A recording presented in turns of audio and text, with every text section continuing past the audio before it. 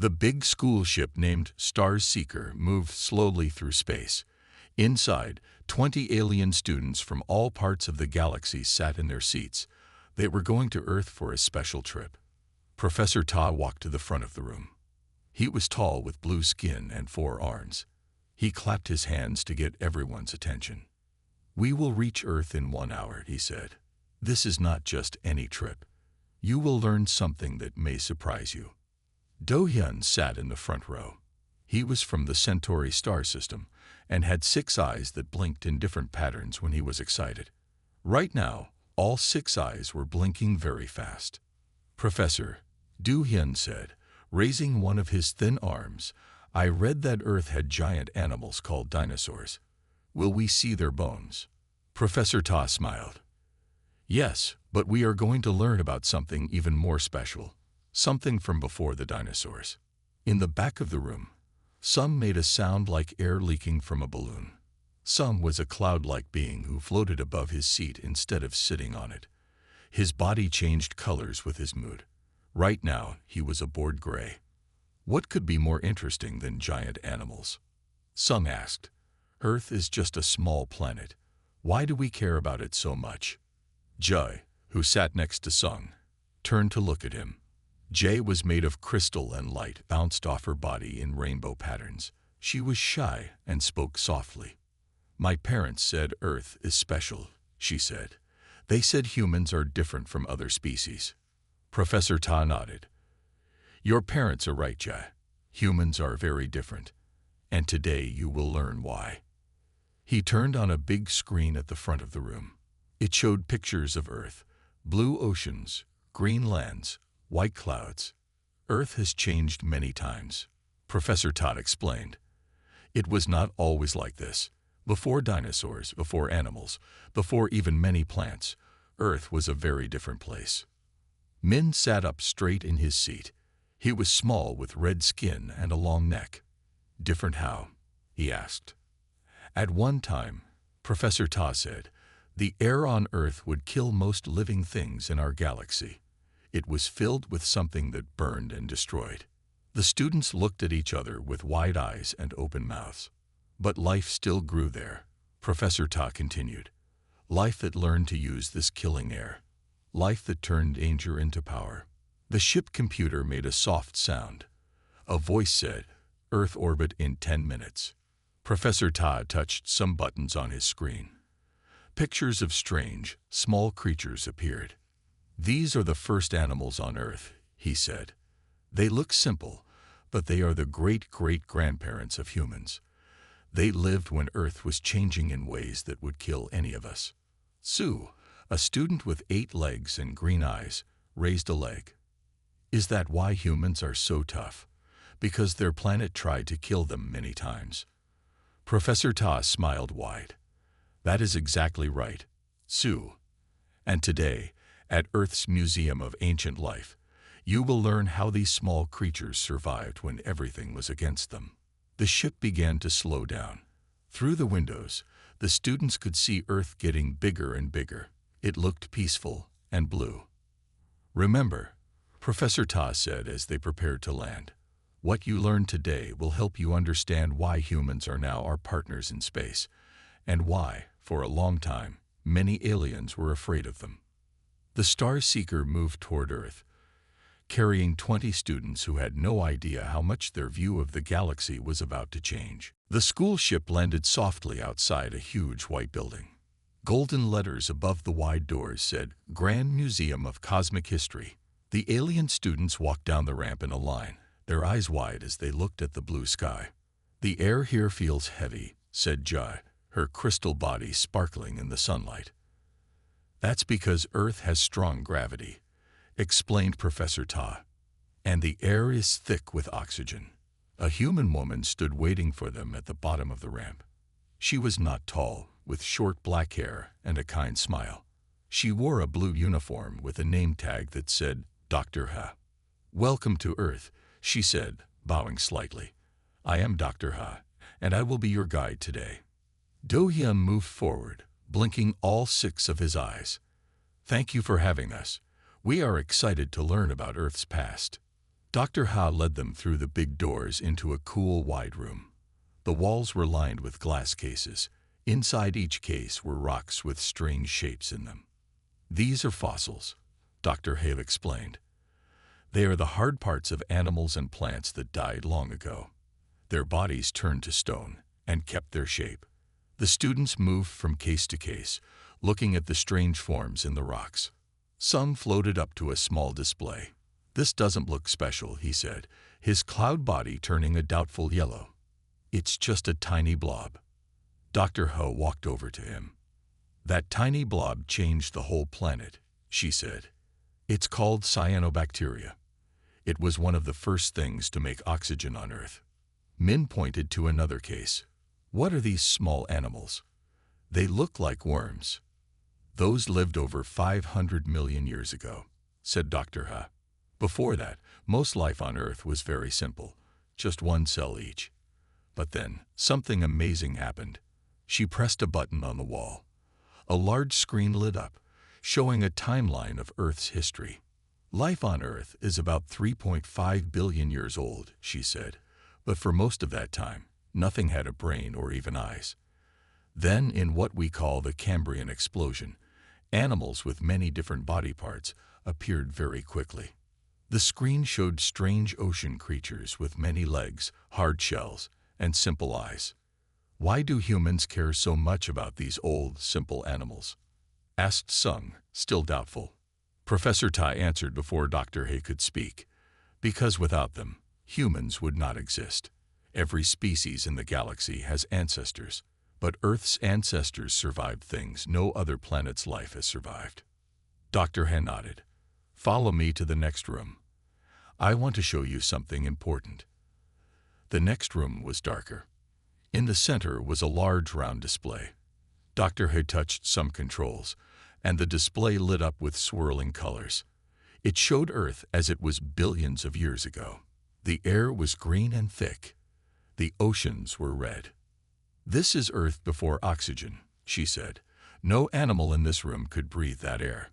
It would kill us all in minutes." Jay moved closer to the display. "But something lived in that poison world." "Yes," said Dr. Ha.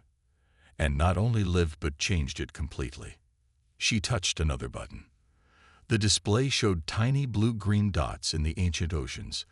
These small bacteria used sunlight to make food. When they did this, they released oxygen as waste. Sue raised one of her 8 legs. "Oxygen was waste. But you breathe it." "Now we do," said Dr. Ha with a smile. "But then, oxygen was the deadliest poison on the planet. And these tiny bacteria filled the whole world with it." The students looked at each other with new understanding in their eyes. Even Sung's cloud body had turned a curious blue. "Come," said Dr. Ha, walking toward another door. "Now I will show you what happened next. The story of the great oxygen catastrophe." The alien students followed Dr. Ha into a round room. The walls showed moving pictures of ancient Earth. The room was colder than the others, and the lights were blue. "This room is about what we call the Great Oxidation Event," said Dr. Ha. "It happened about 2.4 billion years ago." Sung's cloud body swirled with interest. "The Great Oxidation Event. We know this by another name in our schools." Professor Ta nodded. "In galactic history, we call it the oxygen catastrophe. It is taught as the greatest planet-wide death event ever recorded." The alien students looked at Dr. Ha with new interest. "You are right," she said. "Most of Earth's life died when oxygen filled our air and oceans. It was indeed a catastrophe." She touched a control panel. The room darkened, and the walls showed a world turning from green to blue. Red spots appeared all over the planet. "The red spots show where life was dying," explained Dr. Ha. "Oxygen was like fire to the life that lived then. It burned them from inside. It broke apart their cells. It poisoned the planet. Jay's crystal body seemed dimmer. Everything died. All life on Earth was gone." "No," said Dr. Ha. "And this is what makes Earth special." The walls now showed small, strange shapes moving in the ancient oceans. "Some life did not die," Dr. Ha continued. "Some changed. Some hid in places without oxygen. And some, the most amazing ones, learned to use the poison. Do-hyun stepped closer to the wall. All 6 of his eyes were wide open. They changed their whole way of living. That quickly. Not quickly by our count of time, said Dr. Ha. But yes, quickly in the time of planets. Some life forms found a way to use oxygen to make more energy than ever before. They turned poison into power. Min raised his long neck. Is that why Earth animals can move so fast and think so much? Because they use oxygen. Exactly right, said Professor Ta. Oxygen lets Earth life make energy in a way most other planets' life cannot. It is dangerous but powerful. Sue walked around the room slowly on her 8 legs. In my homeworld's history classes, they teach that any planet that fills with oxygen will lose all its life. They say it is impossible to survive such a change. Dr. He smiled. They are almost right. On most planets, that would be true. The walls now showed Earth with blue oceans and green land. Small animals moved in the water. Life that survived the oxygen had a new power, said Dr. Ha. With oxygen, they could grow bigger, move faster, and later, think better. All because they adapted to use something that should have killed them all. Sung's cloud changed to a deep purple color. In our galaxy, there are no other planets where life survived an oxygen disaster. Not one. Dr. Han nodded. This is the first of 5 great dying times on Earth. 5 times when most life died, but some survived and grew stronger. The alien students looked at each other with new understanding in their eyes. 5 times, whispered Ja. Life almost ended 5 separate times on this planet. Yes, said Dr. Ha. And each time, the life that survived was tougher, smarter, and more able to change quickly. She walked to a door on the far side of the room. Now I will show you something few visitors get to see. The deep archives, where we keep the records of all 5 mass extinctions. As the students followed her, Do-hyun moved close to Professor Ta. Professor, he said quietly, are humans the children of these survivors? These creatures that lived when everything around them died. Professor Ta put one of his 4 hands on Do-hyun's shoulder. Yes, he said. Humans come from the toughest life forms our galaxy has ever seen. Life that would not die, no matter how many times their world tried to kill them. Dr. had put her hand on a small screen next to a heavy metal door. The screen lit up, scanned her hand, and then the door slid open. The deep archives are not open to regular visitors, she said. But Professor Tai asked for special permission for your class. The students walked into a large cool room filled with tall glass containers. Inside each container were rocks, bones, and other old things. These are the real fossils, said Dr. Ha. Not copies like in the main museum. These are the actual remains of creatures that lived through Earth's 5 great dying times. Jin, a student who looked like a tall praying mantis, spoke for the first time. She had been quiet until now, watching everything with her large, complex eyes. 5 great dyings, she said in a soft voice. Is there any other planet in our galaxy that has had even one great dying and still has life? The room became very quiet. Dr. Ha and Professor Ta looked at each other. No, said Professor Ta finally. Earth is the only one we know. Dr. Ho walked to a large container in the center of the room. Inside was a small brown fossil that looked like a tiny lizard. This is from the time after the 3rd great dying, she said. It was a time when the air had little oxygen, the oceans were acid, and it was so hot that no large animal could live near the equator. Do-hyun moved closer to look, but this animal lived. Yes, said Dr. Ha. It lived in underground caves where it was cooler. Its children slowly changed over millions of years. They grew fur, became warm-blooded, and their brains grew larger. She moved to another container. Inside was a fossil of a small, furry animal about the size of her hand. This is from the time of the dinosaurs, just before the 4th great dying, she explained. When a huge rock from space hit Earth and killed almost everything. Sung floated near the container, his cloud body now a deep blue of interest. "This small thing survived when giant dinosaurs died?" he asked. "Yes," said Dr. Ha. "It was small, it needed little food, and it could hide. After the skies cleared and plants grew again, animals like this were almost the only ones left, and they had the whole world to themselves." Min looked confused. "But if this small animal is from the time of dinosaurs, that means—" "Yes," said Professor Ta. "Humans did not come from dinosaurs. Humans came from the small furry animals that survived when dinosaurs could not." Dr. Han nodded. "These small survivors are our ancestors. After millions more years, some of their children became monkeys, then apes, and finally humans." Jin stepped forward again. "So humans are the children of survivors, 5 times over." "That is correct," said Dr. Ha. "And that is why humans are different." She pressed a button on the wall. A large screen showed a map of the galaxy with many dots of light. "Each light is a planet with life," she explained.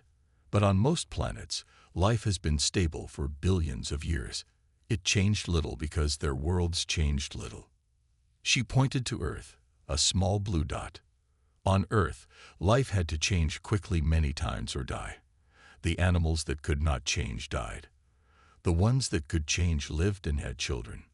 Sue walked slowly around the room on her 8 legs. "So humans come from the best changers, the best survivors." "Yes," said Dr. Ha. "It is in their blood, in their cells. When things go wrong, when disaster comes, humans do not give up. They change, they adapt, they find new ways." Jay's crystal body reflected light across the room. "Is that why the galaxy is careful with humans? Because they are so good at surviving?" Professor Ta nodded slowly. "Yes, and because of what we will show you next. The 5th Great Dying.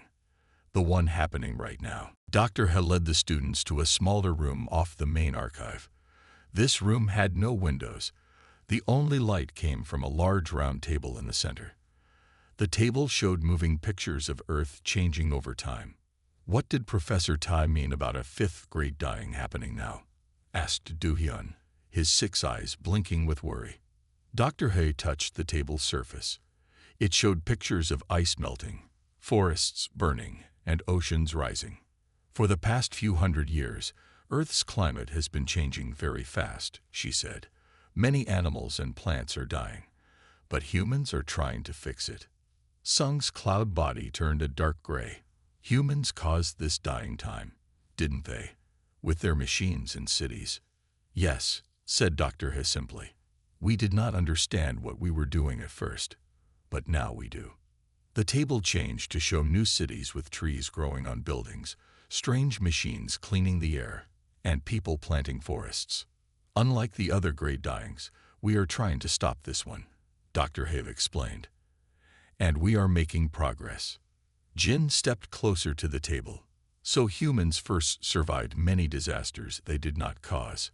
Now they are trying to stop one they did cause. This is unusual behavior for a young species." Professor Ta nodded. "This is why humans are important to the galaxy. They have faced extinction many times. They understand death in a way most species do not." Dr. Hay pressed another button. The table now showed pictures of human history, people building small villages, then bigger towns, then large cities. "Our whole history is about surviving and changing," she said. "When food was hard to find, we learned to grow it. When winters were cold, we made better houses. When sickness came, we made medicine." Min looked at the pictures with his long neck stretched forward. "Other species do these things too. My people build cities and make medicine." "True," said Dr. Ha. "But most species had millions of years of stable conditions to develop slowly. Humans did it all in a few thousand years, while our planet was still trying to kill us." She touched the table again. Now it showed humans in spacesuits, walking on the moon, living in space stations, and traveling to other planets. 50 years after humans first flew in airplanes, they walked on the moon, she said. 100 years after that, They left their solar system. Sue made a soft clicking sound with her legs. That is too fast. No species develops that quickly. No other species had to, said Professor Ta. Humans never knew a safe, stable world. They always lived with danger, with change, with the fear of dying out. Dr. Ha smiled. And that is our strength. When humans face a new problem, we do not wait. We do not hope things will get better. We act. We change. We adapt. Jay's crystal body glowed with a new light. I think I understand now. Humans are dangerous because they change so fast. But they are valuable for the same reason. Exactly right, said Dr. Ha. And now, I will show you the most important exhibit of all. She led them through another door, into a room with a large glass case in the center. Inside the case was a very old stone. It did not look special. This does not look important, said Sung. But it is, said Dr. Ha.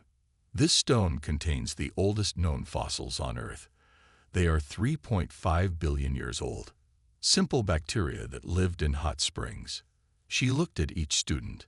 These tiny life forms are the first ancestors of all Earth life, including humans. They lived when Earth was a hellish place of volcanoes and poison gas.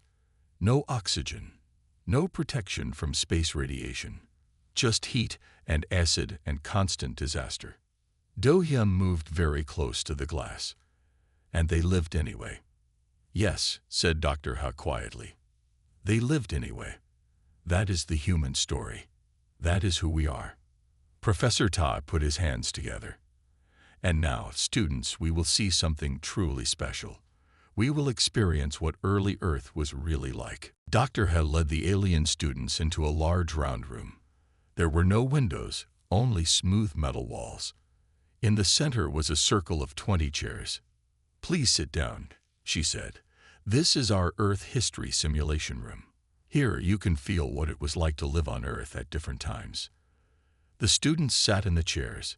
Each chair had a small helmet hanging above it. Put the helmets on, said Professor Ta. The simulation is safe, but it may feel very real. If you want to stop, just say, "End simulation," and it will stop for you. Do-hyun put his helmet on first. The others followed slowly. Sung had to shape his cloud body into a more solid form to hold the helmet. We will start with Earth as it was 4 billion years ago, said Dr. Ha. She pressed a button on a small panel. Suddenly, the room was gone. The students found themselves standing on black rock. The sky was dark orange. Nearby, a volcano shot fire high into the air. The ground shook. The air burned their lungs. I can't breathe, shouted Min, his long neck bending in pain. It's just a simulation, said Professor Ta calmly. Your real body is fine. This is what Earth was like before any large life forms existed. Hot rain began to fall. It was not water, but acid. Where it hit the black rocks, it made holes and smoke. This is impossible, said Sue, pulling her 8 legs close to her body. Nothing could live here. But something did, said Dr. Ha's voice, though they could not see her. Watch. The scene changed. They were underwater now, in a hot ocean. The water was thick with minerals. Small bubbles rose from cracks in the ocean floor. Inside some of the bubbles were tiny moving things. The first life on Earth, explained Dr. Ha, protected inside mineral bubbles, using chemicals from the hot vents to live. The scene changed again. Now they stood on a beach. The sky was still orange, but lighter. The air still hurt to breathe, but less than before. Green mats covered the shallow water. Bacteria, said Professor Ta. The first to make oxygen. For millions of years, the oxygen they made just combined with iron in the oceans. But then the iron was all used up, and oxygen began to fill the air. The scene changed once more. The air was clearer now, but there was a terrible smell, like rotten eggs mixed with metal. The ground had patches of small green plants. Strange animals moved in the shallow water. Animals with hard shells and many legs. Jay suddenly fell to her knees. Her crystal body flickered with dim light. "I feel sick," she said. "Everything feels wrong." "End simulation for Jay," said Dr. He quickly. Jay disappeared from the beach. The others knew she was back in the real room, safe in her chair. "What Jay felt is normal," said Professor Ta. "Your bodies are not made to handle the quick changes in this simulation. Earth life lived through these changes over millions of years. The ones that could not adapt died. The ones that could adapt passed their strength to their children." Sung's cloud body was thinner than before. "I thought Earth was just a small, boring planet," he said quietly. "I was wrong. This planet is a war zone. It always has been." The scene changed one last time. They were in a forest. The air was cleaner, easier to breathe. Small furry animals moved through the trees. In the distance, they heard a loud roar. "Dinosaurs," said Dr. Ha. "For a time, they ruled Earth. Then a giant rock from space hit the planet. Dust blocked the sun. Plants died. Then plant-eaters died. Then meat-eaters died. But not all," said Du Hyun, watching a small furry animal climb a tree. "The small ones lived." "Yes," said Dr. Ha. "And from them came all mammals, including humans." "End simulation," said Professor Ta. The forest disappeared. They were back in the round room. Jay was sitting in her chair, looking better. "Now you have felt a small taste of what Earth life endured," said Dr. Ha. "Not just once, but many times over billions of years." "And humans," said Jin quietly, "have all of that history in their cells, in their DNA." Back on the Star Seeker, the alien students sat in a circle in the main room. Their visit to Earth's museum was over, but their minds were full of new thoughts. Professor Ta stood nearby, watching them talk. "I still cannot believe it," said Min, shaking his long neck. 5 times Earth almost lost all life, and 5 times some life survived. Sung floated in the center of the circle. His cloud body was now a mix of many colors as his thoughts changed quickly. "Humans are dangerous," he said. "They come from creatures that survived when everything else died. They do not know how to give up." "Is that bad?" asked Do Hyun. All 6 of his eyes were focused on Sung. "The galaxy needs people who can solve hard problems. Earth has had more hard problems than any other planet we know." Jin stood tall on her mantis-like legs. "Both of you are right. Humans are dangerous because they never stop trying to survive. But that same quality makes them good partners for the rest of us." Sue clicked her 8 legs together. "My people live on a planet that has been the same for 3 billion years. We change very slowly. Humans change so fast that it scares us." "It should scare you," said a new voice. The students turned to see Dr. He standing in the doorway. Professor Ta had invited her to join them on their ship for the final part of their lesson. "Humans scare ourselves sometimes," she said, walking into the circle. "We can build amazing things, but we can also destroy. We can save lives, but we can also take them." "Then why does the galaxy work with humans?" asked Ja. Her crystal body was bright again after resting. Dr. He sat down with them. "Because when there is a problem that seems impossible to solve, humans will keep trying new ways until they find an answer. We cannot stop ourselves from trying." "Like with the 5th Great Dying," said Min. "Humans caused it, but now they are trying to fix it." "Yes," said Dr. He. "We make mistakes, big ones, but then we work to fix them. Not always because we are good, but because we are survivors. We do not want to be the 6th Great Dying." Sung's cloud turned a deep blue. "In our history classes, they teach us that humans went from simple tools to space travel in less than 10,000 years. No other species has done that." "It's true," said Dr. Ha. "When humans need to solve a problem, we become focused. Some say obsessed. We do not stop until we find an answer." "That is what scares my people," said Sue. "Humans will break rules, change their own bodies, even change their planet, if they think it will help them survive." Do Hyun moved to the center of the circle. I think this is why humans are good partners for the galaxy. When a problem has no answer, send a human. They will find one, even if it's not an answer anyone else would think of. The students talked for hours. Some thought humans were too dangerous to work with. Others thought humans were exactly what the galaxy needed. But all agreed on one thing: Earth and its people were unlike any other. As the debate went on, Professor Ta spoke quietly to Dr. He. They are beginning to understand, he said, but they still don't know the whole story. Dr. He nodded. The ancient warning. Will you tell them? Yes, said Professor Ta. They need to know what the first visitors to Earth discovered, what they predicted about humans long before humans existed. He looked at his students, still deep in their debate. Tomorrow, I will show them the records from the first galactic explorers who visited Earth during the time of the dinosaurs, and the warning they left for future travelers. The next morning, Professor Ta called all the students to the ship's meeting room. The large screen on the wall showed an old spaceship that looked very different from modern ones.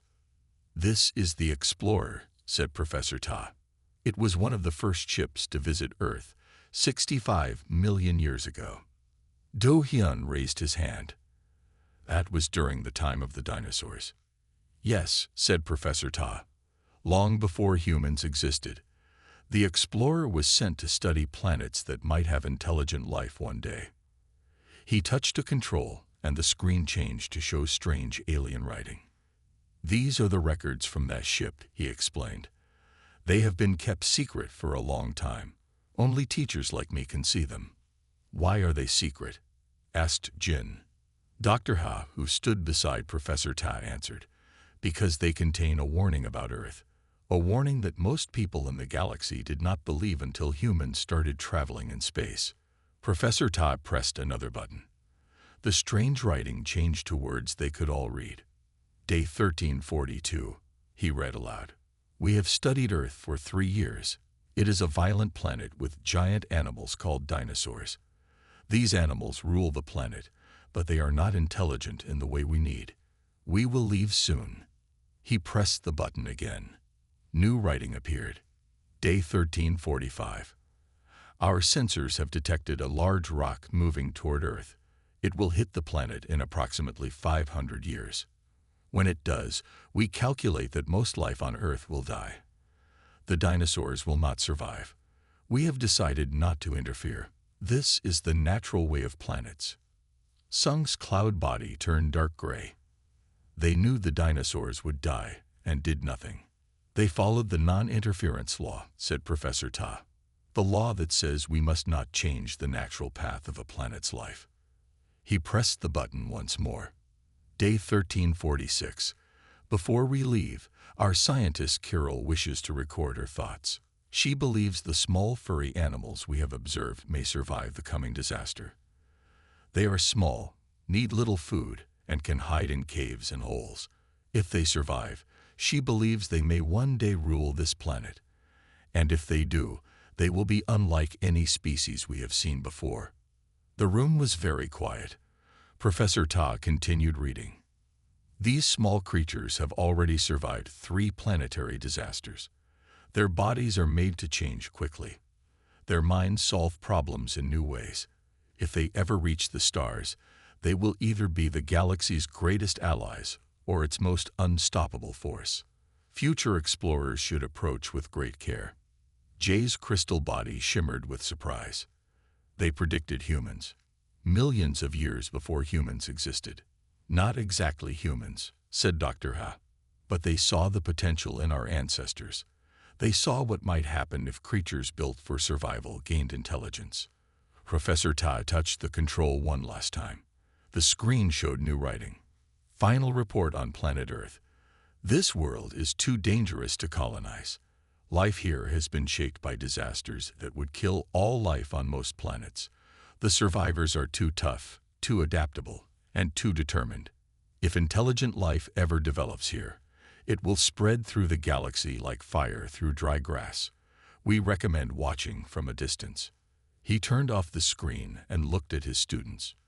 The explorer left and did not return for 60 million years. When they came back, The dinosaurs were gone. The small furry animals had spread across the planet. They were bigger, smarter, and starting to use tools. Min's long neck curved in confusion. But if they gave this warning, why did the galaxy welcome humans when they reached space? Dr. He smiled. Because not everyone agreed with the warning. Some believed that a species like humans was exactly what the galaxy needed. A species that never gives up, that always finds a way to survive, no matter what. Professor Ta nodded. And some still believe the warning was right. That humans are too dangerous, too unpredictable. The debate continues even today. The Star Seeker was ready to leave Earth. The alien students gathered in the ship's main window room to watch the blue planet one last time. Dr. He had come to say goodbye. "Thank you for teaching us," said Du Hyun, all 6 of his eyes blinking in a pattern that showed respect in his culture. "I see humans differently now." Dr. He smiled. "That was the purpose of your visit. To understand why Earth is special in the galaxy, you had to learn about what came before the dinosaurs." Sun floated near the ceiling, his cloud body now a calm blue. "I was wrong about humans," he admitted. "I thought they were just another young species. Now I see they are the children of the greatest survivors in the galaxy." Outside the window, Earth turned slowly, blue oceans and white clouds shining in the sunlight. "Will humans change the galaxy?" asked Ja. "The ancient warning said you would spread like fire." "We already are changing it," said Dr. He. "But we try to remember the lessons of our past. We know what it means to nearly die out. We don't want that for anyone." Suddenly, a loud alarm sounded. Red lights flashed in the room. "Warning," said the ship's computer voice. "Solar flare detected. Radiation levels rising. Shield failure in sections 3, 4, and 7. The alien students began to panic. Min's long neck whipped back and forth. Sue's 8 legs scrambled in different directions. Sung's clouded body turned bright orange with fear. "We must leave now," shouted a student from the back of the room. But Dr. He did not panic. She walked quickly to the ship's control panel and pressed several buttons. "Professor Tai," she said calmly, "please move all students to the center rooms. The radiation will be weakest there." Professor Ta nodded and began guiding the students. "This way," quickly but calmly. Dr. He spoke into the control panel. "Earth Station, this is Dr. Ha on the Star Seeker. We have shield failures during the solar flare. Requesting emergency repair team." A voice answered, "Repair team launching in 2 minutes. Hold position." Do Hyun stayed behind with Dr. Ha. "You are not afraid," he said. It was not a question. "I am afraid," she replied, still working at the control panel. "But fear is just information. It tells me there is danger. It does not tell me what to do about it." Through the window, they saw a small ship launch from Earth and move toward them. "How often do these solar flares happen?" asked Do Hyun. "Often enough that we have plans for them," said Dr. Ha. "Plans for this, plans for asteroids, plans for disease, plans for climate change. Always plans." The repair ship reached them. Workers in spacesuits moved to the damaged sections of the Star Seeker. Jin came back into the room. "The other students are safe," she said, "but they are very scared." "They will be fine," said Dr. Ha. "The repair team will fix the shields in about 20 minutes. This is not the first time this has happened. It will not be the last." Jin's large eyes studied Dr. Ha carefully. "This is what the ancient warning meant, isn't it? You expect disasters. You plan for them. You do not hope they won't happen. You know they will happen, and you get ready." Dr. Han nodded. "That is the human way. We are the children of creatures who lived through 5 great dyings. We don't know how to give up." 2 hours later, the Star Seeker moved away from Earth. The shields were fixed. The students were safe. Through the window, Earth became smaller and smaller. "I think I understand now," said Do Hyun to Professor Ta. "Humans are not special because they are smart or strong. They are special because they expect the worst and prepare for it." Professor Ta put one of his 4 hands on Do Hyun's shoulder. "Yes, And because when the worst happens anyway, they do not surrender. They find a way forward. Always. As Earth disappeared from view, the alien students looked at each other with new understanding. They had come to learn about the time before dinosaurs. They had learned much more. They had learned why the galaxy both feared and needed the strange, determined people of the planet Earth.